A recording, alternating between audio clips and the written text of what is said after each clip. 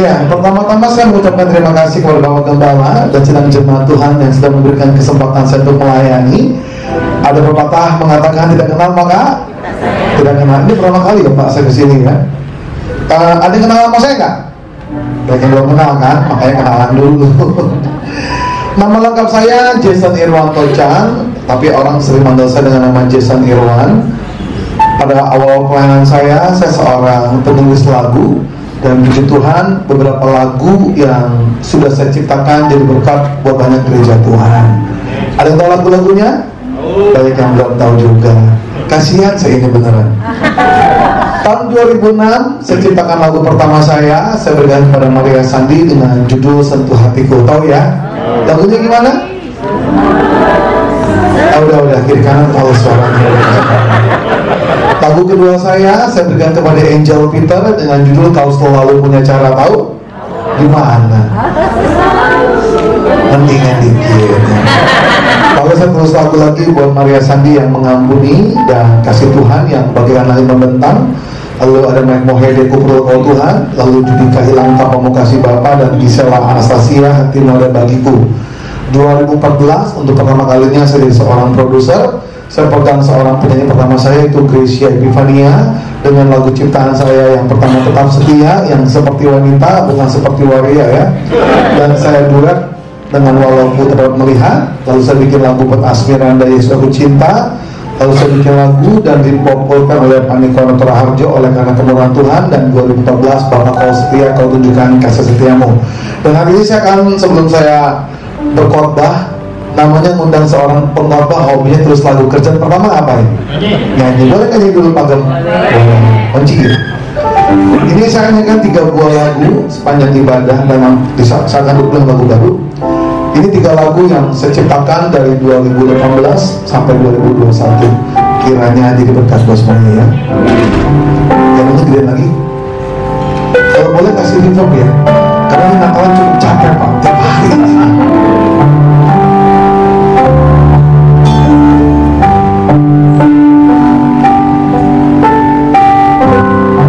Musim akan selalu berganti,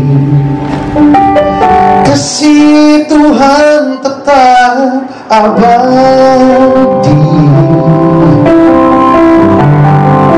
tak akan berubah sampai selamanya. Ku tetap percaya,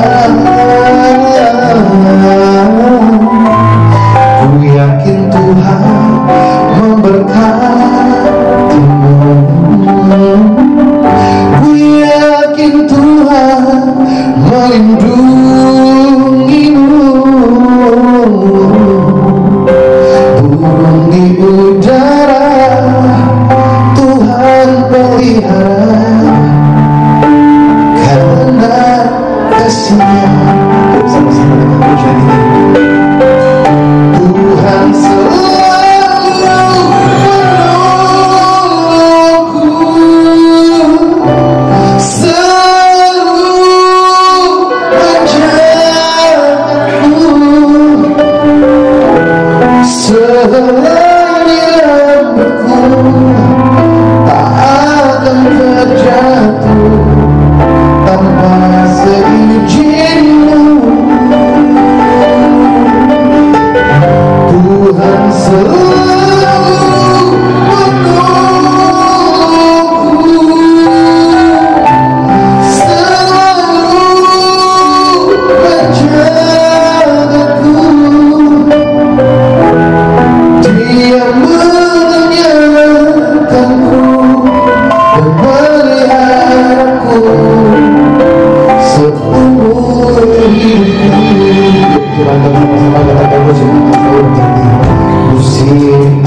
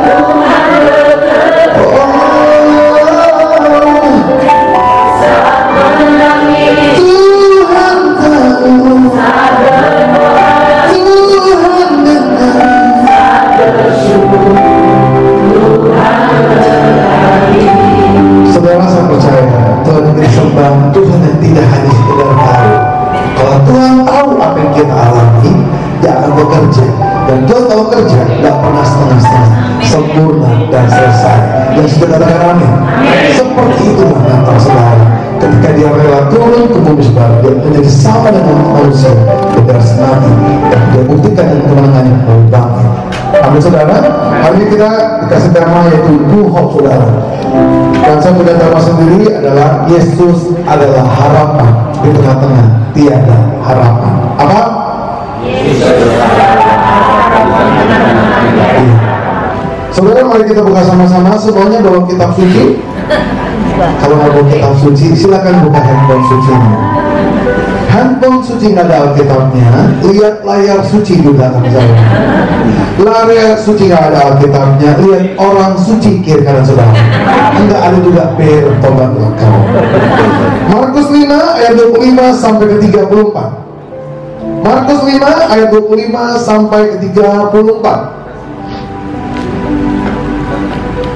Sudah ketemu semuanya belum? Yang nomor 1. Markus 5 ayat 25 sampai ke 34, layar suci tidak ketemu. Saya baca ganjil saudara yang genap. Adalah di situ seorang perempuan yang sudah 12 tahun lamanya menderita pendarahan.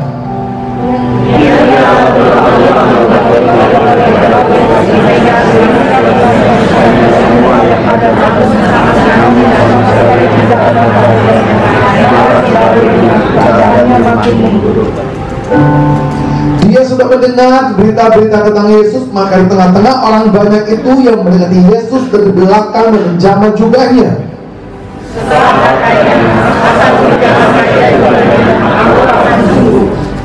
Seketika itu juga berhentilah pendarahannya dan ia merasa bahwa badannya sudah sembuh dari penyakitnya.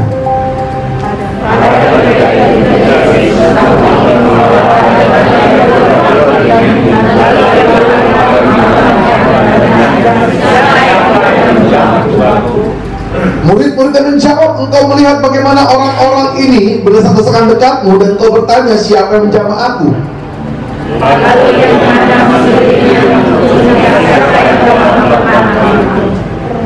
Perempuan itu yang menjadi takut dan gemetar ketika mengetahui apa yang telah terjadi atas dirinya, tampil dan tersungkur di depan Yesus dan dengan tulus memberitahukan segala sesuatu kepadanya.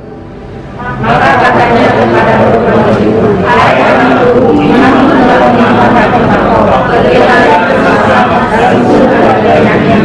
saudara, hidup manusia terbagi 3 hal. Katakan 3 hal. Pertama tubuh, kedua jiwa, ketiga roh. Kita akan belajar sama-sama. Pertama, tubuh gadis ini mengalami sakit. Gak tanggung-tanggung sakitnya pendarahan 12 tahun. Saya seorang laki-laki, Pak Gembala juga laki-laki. Kita ini laki-laki nggak mengerti namanya pendarahan. Tapi saudara sebagai seorang wanita hari ini akan mengerti perasaan perempuan ini. Betul tak betul? Kalau zaman sekarang pendarahan seperti ini mungkin bisa disamakan dengan miom atau mungkin kanker ovarium. Saya kurang paham ya. Kira-kira seberapa sakitnya? Kira-kira seperti ini. Siapa di sini yang masih gadis? Coba angkat tangan. Oh, laku semua ya. Laku juga. Oh udah. Beneran udah laku semua. Kalau gitu saya tanya ini deh. Siapa namanya? Ute. Udah nikah berapa tahun? Oh berarti belum lama ya, masa gadis ya. Waktu masih gadis, pertanyaan saya, kalau datang bulan sakit atau enggak? Sakitnya banget nggak? Coba jawabnya semangat dong, banget gitu. Iya. Kata orang betul nggak sih sakitnya tuh 2 hari 3 hari? Betul, berarti saya nggak salah nanya ya. Sakitnya sebulan, 2 hari, 3 hari. Bahkan katanya ada pernah orang datang bulan sampai pingsan, betul nggak? Betul ya. Saudara bayangkan, 12 tahun gadis ini menanggung rasa sakit yang tidak pernah ada habisnya, betul nggak? Kenapa tercatat 12 tahun? Karena boleh disembuhkan. Waktu itu pernah mikir nggak dia akan disembuhkan tahun ke-12? Nggak pernah mikir. Betul nggak Bapak Ibu?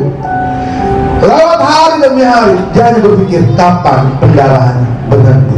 Akhirnya 12 tahun menderita tubuhnya. Yang kedua, katakan jiwanya tertolak. Katakan jiwanya tertolak. Saudara setuju nggak dengan saya kalau jiwa gadis ini tertolak? Ini beneran teman-teman.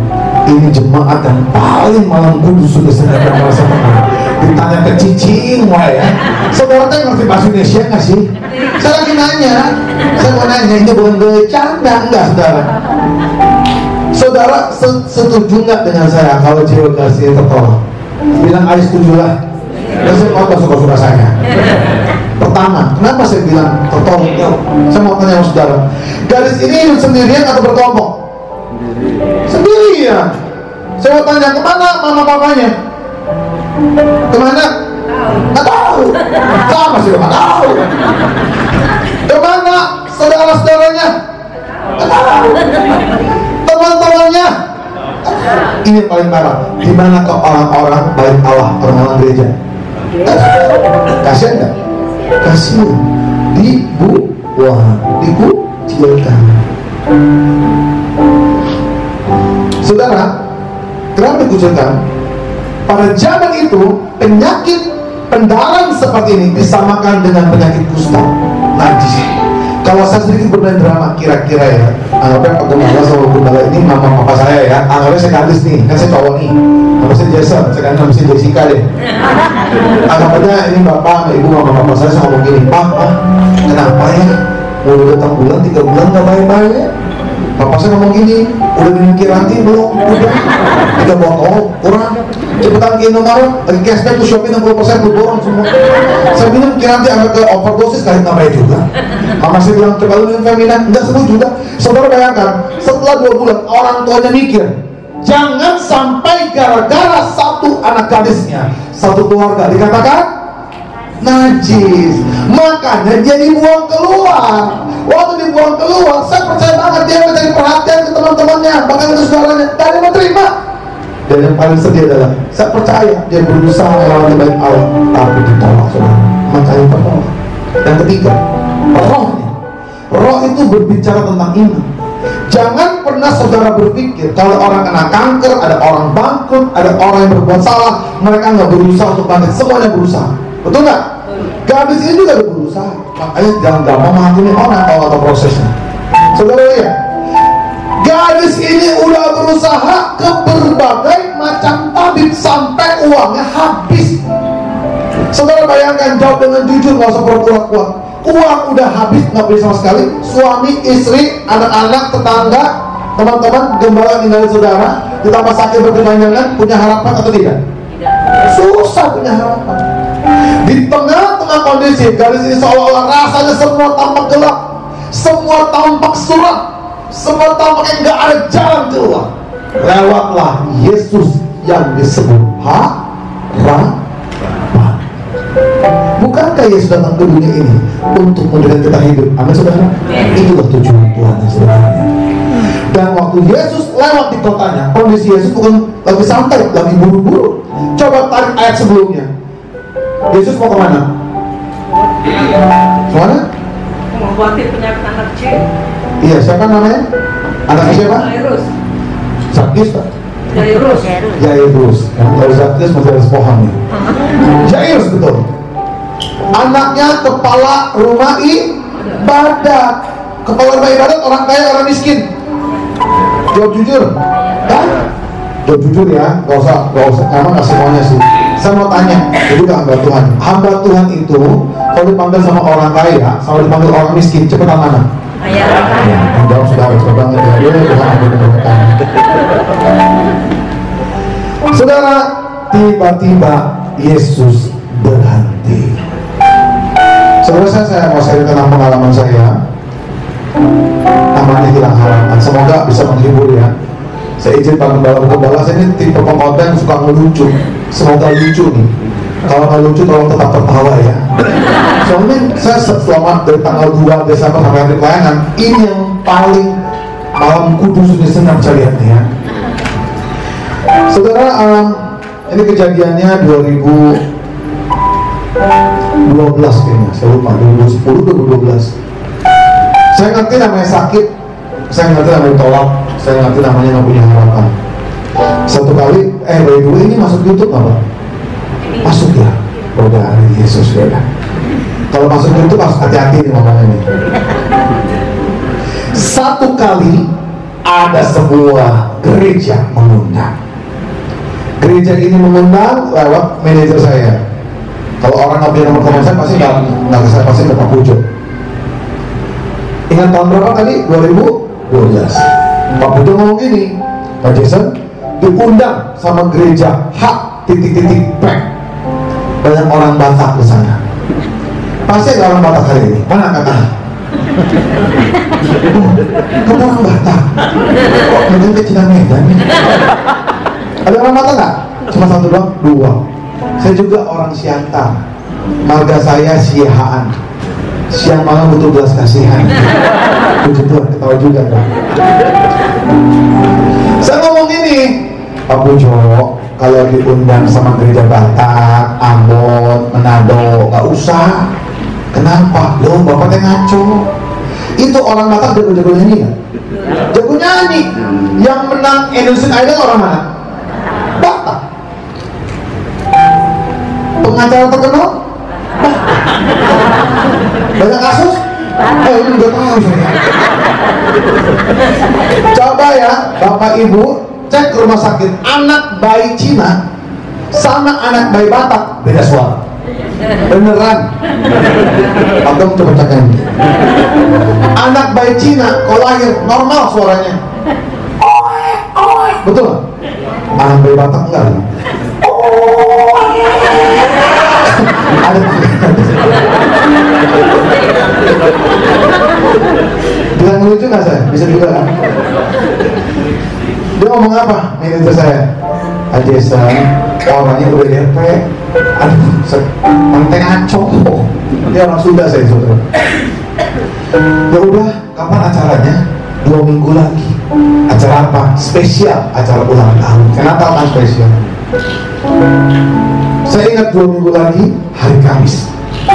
Saya persiapkan 2 minggu, saya nggak makan es, nggak makan gorengan. Karena kalau saya diundang konser, hari ini diundang konser, saya pasti akan ngotot sama pembalap. Saya akan berhenti musik saya akan cek sound dulu. Karena konsepnya adalah saya penyembah, penyanyi. Kalau hari ini saya adalah pengkhotbah. Suara saya paus, bodo amat, saya nggak peduli. Karena saya bawanya dalam firman. Udah disiapkan baik-baik, H-1 tiba-tiba suara saya habis. Saya ke dokter Ciranjang, suntik vitamin C 400.000, enggak sembuh juga. Plus ditambah pemain piano saya nggak bisa ikut. Coba Bapak Ibu undang saya semua nanti, jadi Chandra pasti ngotot bawa pemain pianonya. Saya ini paling nekat, nggak usah sama saudara. Saya cuma Tuhan aja, sombong benar. Nah saudara, akhirnya saya telepon gini ke Pak Pujo. Pak Pujo, suara saya kan habis. Suara saya habis, kena radang tenggorokan. Itu si Vincent pemain piano nggak bisa ikut Pak. Itu bukan gereja GBI, GSJA, GPDI Pak. Terus udah cancel aja Pak, nggak usah pelayanan. Dia ngomong nggak bisa Pak. Udah pasang baliho, dia masuk daunnya baliho sama Instagram. Udah sebar brosur ke gereja-gereja Pak. Loh, tapi saya nggak bisa nyanyi Pak. Gimana cara nyanyinya kalau suara begini? Enak bener dia ngomong, udah nyanyi pakai suara hati aja. Oncom share sama saya. Mana ada nyanyi pakai suara hati saudara? Lalu dia ngomong gini, udah gini aja. Pokoknya Pak Jason datang aja. Yang penting lihat mukanya. Masuk akal nggak? Masuk akal nggak? Yang penting ada bintang tamunya. Jangan sampai nggak datang. Masuk akal ya? Oke. Besoknya ibadah jam 5 hari Kamis itu. Saya datang jam 4 dari Serpong ke daerah Amrema. Jauh, Aceh. Kenapa? Menurut saudara saya datang lebih duluan? Datang lebih awal. Mau? Mau setoran? Mau latihan? Saya datang jam 4 dan terima satpam. Koko mau ngapain? Kurang aja. Itu manggil saya Koko, muka saya kayak Cina Brodok kali ya. Saya mau ke gereja, Pak, mau kemana lagi? Pak, suruh gitu. Koko kepagian, ibadah jam 5 kan? Enggak kok, jam 6. Wah saudara, gak mungkin bolak-balik dari Starbucks lagi. Udah deh Pak, tolong anterin saya ke dalam. Wah, gerejanya lebar dan banyak, memuat 1000 kursi. Karena saya merasa bintang tamu, saya duduk di depan sendirian, gak ada ngasih minum. Di sini mau puji Tuhan Bapak, masih ada minum mineral. Kenapa gereja ngasih air putih lagi ya Pak ya? Bercanda Pak, bercanda. Kalau yang lain kasih minum dong Pak, jus jeruk gitu. Bercanda Pak Gembala, tapi kalau dipikirkan ya. Bercanda Pak. Dari ngasih minum, kenapa kebagian? Tiba-tiba datanglah seorang laki-laki, tinggi, gede, gendut. Tulisan kritik ya brokoli saudara. Saya nggak tahu nih ya orang suku Batak mana, saya nggak tahu. Semua orang Batak kasar kok. Gak semua orang Batak Korea keras banyak yang lembut. Cuman pas dapetnya nggak pas aja nih. Saya duduk di depan sini teman-teman. Minimal kalau tamu nanya dong, shalom, siapa namanya? Enggak lu. Saya di sini nih. Hei anak muda, mau ngapain duduk ke situ? Itu mau bintang tamu. Lah, saya siapa? Minimal tanya, shalom siapa namanya? Emang saya curiga, kok nggak ada muka saya ya di itu dari kertas rusuk. Saya pindah pas belakang, saya kasih itu orang. Sebelum bapak ini pergi, saya panggil, saya kepo lagi. Pak, sebentar. Kenapa? Saya mau nanya Pak, pemain piano bapak datang jam berapa? Dia mau apa? Mau ngapain? Tanya-tanya pemain piano saya? Nanti kan saya mau nyanyi Pak. Siapa yang suruh kamu nyanyi? No, bingung saya. Saya sebutkan nama gerejanya, alamatnya, nggak salah. Siapa yang undang kamu? Saya sebutkan Ibu Desi Sibarani. Dia mau apa? Mau ngapain? Istri saya undang-undang kamu nyanyi. Nah, saya jadi bingung loh. Saya ngomong gini, lu tanya bini lo aja. Ternyata siapa laki-laki saudara? Suaminya. Oh, suaminya, kepalanya. Beda sama papan satu ini. Berbaju hijau, lucu kayak pohon natal. Saudara, gak lama puji Tuhan datang istrinya dari ujung. Tahu dong ibu Batak orangnya ramah-ramah nggak? Ramah-ramah dari ujung teriak falset. Pak Jason. Saya bilang mau teriak nggak bisa soal habis. Ya Bu. Datangin ngomong gini sama suaminya. Dipromosiin, seneng nggak? Seneng. Papa ini Jason loh Pak, lagunya lagi terkenal, sentuh hatiku, Tuhan punya cara. Saya puji Tuhan ya, semoga dihargai. Ngangkat nggak? Enggak. Saya loh berdiri di sini, ditarik tangan istrinya, lalu berbisik. Maaf ya. Kadang-kadang orang Batak kalau berbisik kekencangan. Saya kan di sini Pak, saya di sini. Lu berbisik begini. Mau ngapain undang-undang orang Cina nggak bisa nyanyi tahu. Kan salah sekarang. Lu pura-pura bego aja kan. Gak lama istrinya ngomong gini, Pak Jason, saya mau ke belakang dulu ya, mau bersih make up. Kan biasanya ibu Batak kan suka pegang apa tuh? Gorengnya nanas tuh, kayak racun lah ya. Pak Jason sama suami saya aja, mati lu sama suaminya. Maksud saya, lu bawa aja ke dapur lu, bakar ke anak terserah deh. Gak lama istri pergi, kembali ngomong gini, mana nih berapa lagu? Bintang kamu biasa berapa lagu Pak?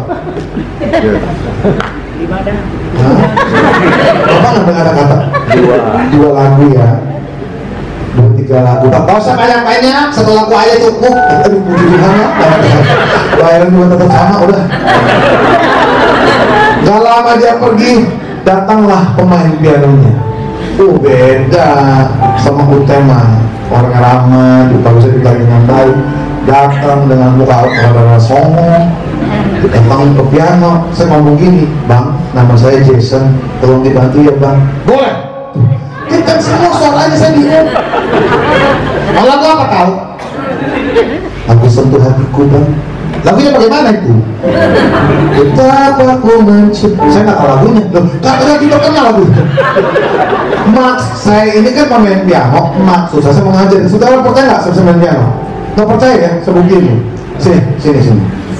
Sini Utek. Makanya kan Utek kan usaha ya. Sini bentar. Sini. Pegang mic saya. Kamu nyanyi.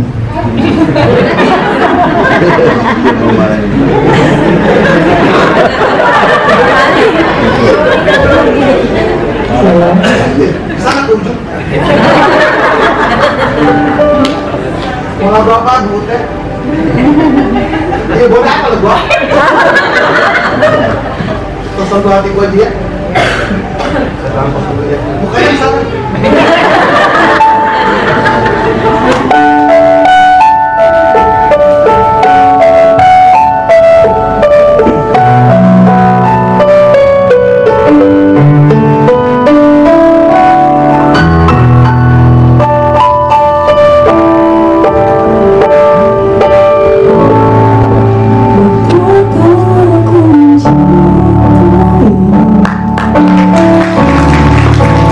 Oh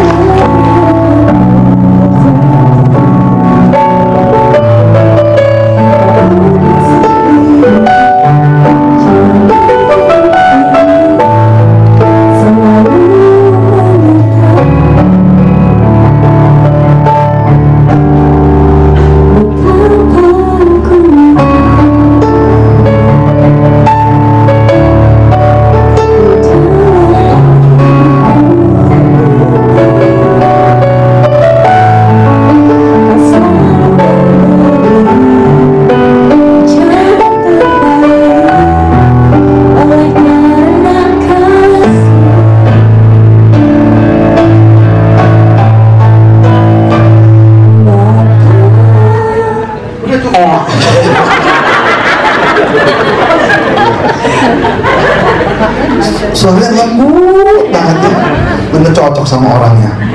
Maksud saya mau ngajarin, salah nggak saudara? Pas saya pegang pianonya, dia ngomong apa? Kalau kamu bisa main piano, ya sudahlah kau nyanyi sambil main piano saja. Saya sangat biasa bang. Kalau itu coba pegang-pegang piano saya. Bawa partitur lagunya, bawa bang. 2010 masih bawa itu nggak? Kita bawa kan? Betul 2010. Saya keluarkan cari kertas HPS dengan lirik lagu dengan jelas tuh, dengan kunci-kuncinya nada dasar do sama dengan G, berarti kunci G, dia pencet kunci C. Betul, kok tinggi amat, benar saya. Saya bilang bang, coba lagi bang, dipencet lagi sama dia C. Betul, bang, ini teh kunci apa? Kunci C, loh ini G bang.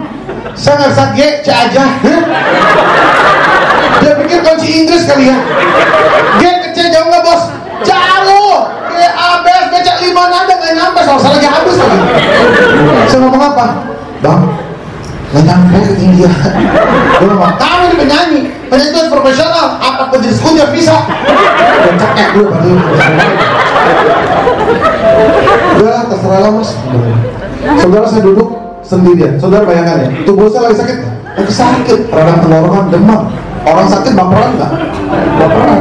Saya merasa tertolak nih sama gembala anak buahnya. Lalu baru saya jatuh ke dulu. Tak selalu Tuhan menjawab doa, namun Dia beri yang terbaik di waktu yang tepat. Izinkanlah Tuhan untuk bekerja, yang mustahil menjadi mungkin oleh karena percaya. Yesus mendengar lebih dari yang ku doakan. Yesus menjawab lebih dari yang ku harapkan. Dengan caranya di waktu yang tepat, ku kan melihat Dia jadikan semua tenang. Datang hari Jumat orang banyak sudah datang, dan saya mulai stres, dan akhirnya persis kayak kisah ini, tiba-tiba Tuhan berhenti dekat saya ngomong gini, Jason, gak usah takut, udah kamu nyanyi dangdut aja, cocok lah. Loh, saudara saya belum pernah kesaksiannya, nanti kapan-kapan ya. Saya ini juara dangdut dulu waktu SMA. Aminor saudara. Kalau ini Aminor kan? Kalau ini apa? Kalau ini apa? Ini apa? Awas salah ya. Ahli Aminor terus, dan ini gembala saudara di sini. Blokir. Itu balas dari sini. Saya terus terang Bapak Ibu ya, saya sedikit dendam. Bukan apa-apa enggak. Karena begitu Bapak di sini lagi duduknya. Saya ngomong gini, Pak Gembala, apapun jenis kulit kita, mau hitam, mau putih, mau sipit, mau belok, Batak, Sunda, Tuhan cinta ya Pak, dijawab sama gembalanya.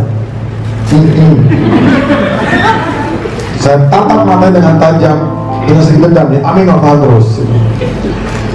Hitam atau putih, kulitmu hitam, kulitku putih.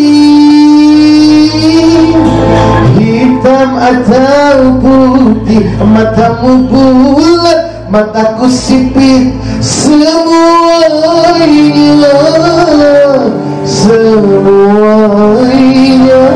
ini saya. Dijawab sama gembalanya, Tuhan. Bagaimana nasib lagu sentuh hatiku? Cincin, semoga nyampe.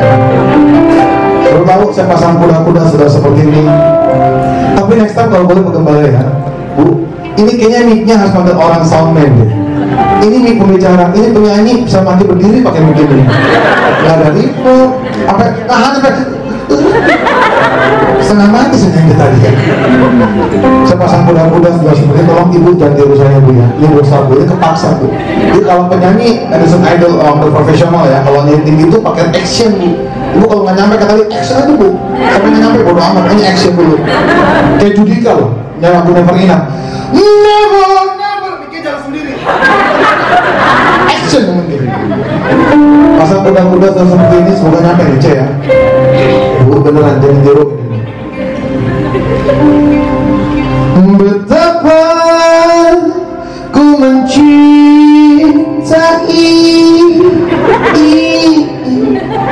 segala yang telah terjadi, tak pernah sendiri jalani hidupku. Sampai dulu. Itu pas bagian refren, saya udah gak nyampe. Bapak Ibu sadar gak? Terkadang dalam keadaan nol, dalam keadaan kita gak bisa apa-apa lagi, dalam keadaan kita gak mampu lagi, kalau kita angkat tangan kita sebagai pejalan penuh, kuasa yang tak terbatas itulah yang akhirnya menolong saudara.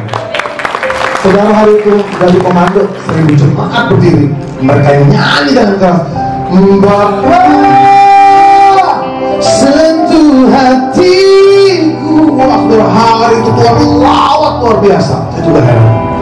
Waktu pulang 3.000 orang Batak mau gini, Pak Jason, kenapa suaramu tinggi begitu? Sebagian jawab, ketinggian. Gak bisa ngomong masalah. Saudara, tiba-tiba Yesus berhenti. Kenapa Yesus berhenti saudara? Karena Yesus merasakan ada tenaga, ada kuasa yang keluar dari dalam diri, makanya dia berhenti. Waktu Yesus berhenti, Yesus ngomong apa? Siapa yang menjamah jubahku? Muridnya ngomong apa? Tuhan teh ulang ngaco. Ini banyak orang, gak sengaja kayak tolong cepetan, anaknya Yesus mati. Lalu jawab, siapa yang menjamah jubahku? Udah, tadi saya gak sengaja. Cepetan, itu anakku mati. Lalu jawab, siapa yang menjamah jubahku? Menurut saudara, Tuhan tahu pelakunya kan? Dengarkan baik-baik. Bukan Tuhan tidak menolong, bukan Tuhan tidak sanggup memulihkan. Tuhan butuh kerjasama dari kita. Ini respon kita ini. Respon kita lah yang menentukan, yang mengadakan, tidak ada yang menjadi ada. Saudara, setiap saya bawa kisah ini, saya pasti nangis. Saya ngerti bagaimana perasaan dari sini. Saudara baca baik-baik dari belakang. Saya waktu itu ke Amerika, saya ke Lancaster, saya baca kisah secara lengkap sendiri. 12 tahun kakinya itu udah lantai, sudah apalan kakinya udah nggak bisa jalan lagi, terlunta-lunta, dengan sedikit mungkin cuma habis semuanya. Yang bikin saya sedih adalah dia takut dan gemetar. Nanti nggak kenapa gemetar? 12 tahun. Setiap ada orang lihat ala-ala, oh, jadi gubris, dikatain iya, diludahin iya. Apalagi yang dia pegang dari guru besar waktu itu. Makanya saudara, Tuhan itu lebih senang orang yang ngaku dosa, mau berubah, bukan orang yang merasa paling benar dan mencoba tak berubah sama sekali. Dari belakang, dia jalan dengan sedikit sakit, ngomong, Tuhan, itu saya. Waktu Tuhan berbalik, Tuhan marah nggak? Tuhan nggak marah. Kisah yang aslinya adalah Tuhan membungkukkan badannya. Dia angkat gadis ini dan berkata, hai anakku, imanmu telah menyelamatkan engkau. Tuhan sendiri yang membungkukkan dirinya, merendahkan dirinya, untuk berkata, hai anakku. Pertemuan pribadi seorang perempuan pendahara dengan Kristus membuat dampak yang luar biasa. Yang pertama, seketika itu juga penyakitnya sembuh total. Yang kedua, saudara, jiwa yang tertolak Tuhan ubahkan, Tuhan pulihkan. Apa buktinya? Waktu Yesus berkata, hai anakku, itu perkataan seorang bapak sama anaknya. 12 tahun dihina, dicemaki, diludahi, mungkin air mata udah kering, rasa sakit, pahit, udah gak tahu rasanya gimana, udah terbiasa. Waktu Yesus berkata, hai anakku, itu adalah kasih Bapa yang sempurna, yang menerima apa adanya, saudara. Yang ketiga, gadis ini udah mendengar di kota sana Yesus melakukan mujizat yang buta bisa melihat, di kota sana yang timbang berjalan, di kota sana yang mati dibangkitkan, di kota sana yang tuli bisa mendengar. Kapan giliran saya, Tuhan tolong? Mungkin hari ini dia bertanya, dia kok udah ditolong sama Tuhan, saya belum. Dia kok udah disembuhkan, saya kok belum. Dia lo ekonomi tambah naik, kok saya belum. Anak tim tolong Tuhan, kok anak saya belum. Selalu ada pertanyaan, kapan Tuhan tolong saya? Saudara, proses hidup kita semua berbeda. Tapi percaya, waktu Tuhan memang bukan waktu kita. Tapi berbahagialah orang yang menantikan janji Tuhan. Engkau tidak pernah disia-siakan. Dan saudara boleh jujur ya, hari itu banyak orang berbondong-bondong ikut Tuhan, tapi namanya tidak tercatat sama sekali. Tapi orang yang dibuang ini, Tuhan angkat derajatnya, Tuhan masukkan dalam kitab kehidupan, karena dia berharga. Saya akan tutup dengan sebuah kesaksian terakhir. Saya sedang membina gereja Epifania. Saya gak pernah lagi berpikir untuk pegang anak-anak yang gak bisa melihat. Tapi Tuhan kirimkan 2017 seorang anak laki-laki yang sama-sama gak bisa melihat, cuma beda cerita. Gracia itu lahir dengan mata memang tidak bisa melihat, tapi Gracia beruntung buat saya, punya papa mama yang hidup masih sayang sama dia, punya tiga kakak kandung sayang sama dia, punya 2 single terkenal tetap setia walaupun tidak melihat, diundang televisi swasta semua. Kalau Fandi lahir dengan buta, karena tumor otak, jadi putuskan sarafnya dan akhirnya buta. Yang bikin saya sedih adalah mama kandungnya meninggal, papanya stroke, 3 saudara perempuan yang tinggalin dia.